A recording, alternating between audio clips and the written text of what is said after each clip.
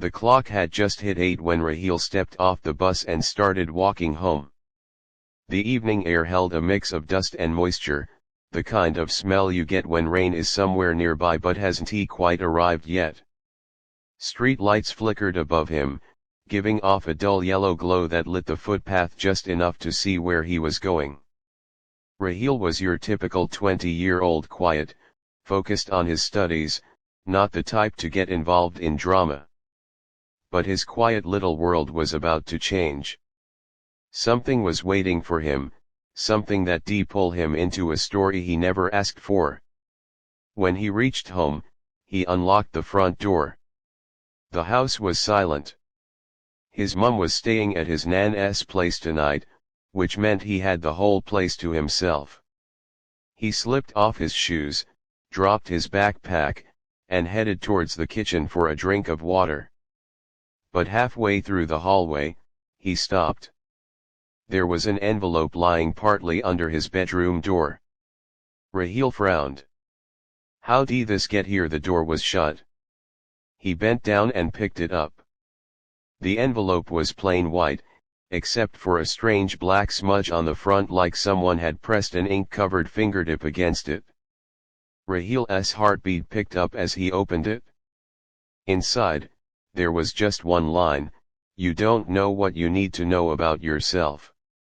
And written under it was a time, 12:15 a.m. rooftop. Raheel stiffened. "All right, that's definitely not normal," he muttered. He read it again. The words were simple, but something about them felt heavy, almost like a warning, or a threat. Dash dash. Time crawled, the house stayed silent. The ticking of the wall clock echoed through the rooms, each tick making the air feel heavier. By 11:30 p.m. Raheel was pacing around. "This is stupid, could be a prank," he kept saying. But he knew deep down it wasn't. At 12:10 a.m. he finally decided to check. He switched off his room light and quietly climbed the stairs to the rooftop. Cold wind brushed against his face as he stepped out. The city's sounds were distant, faded. A couple of dogs barked somewhere far away. Apart from that, nothing. Just stillness. Raheel looked around. No one. 12:15 a.m. He checked his phone screen. The moment the numbers switched, he heard footsteps. Slow, deliberate footsteps coming from behind the water tank in the corner. Raheel's chest tightened. "Who's there?" he shouted. A tall, slim figure stepped out, face completely covered with a black mask. The lighting was so dim that only the person's eyes were visible. The masked figure extended another envelope toward him. Raheel swallowed hard. "Who the hell are you? What do you want?" The figure spoke, voice low and controlled. "You don't understand who you really are. And your father, he wasn't who you think he was either." Raheel froze. "My father, he died when I was 10, it was." The masked person cut him off. His death wasn't an accident. Raheel felt like the ground had just shifted beneath him.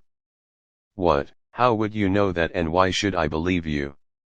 The masked figure took a step back. "Soon you'll know. You'll know everything. But until then, be careful.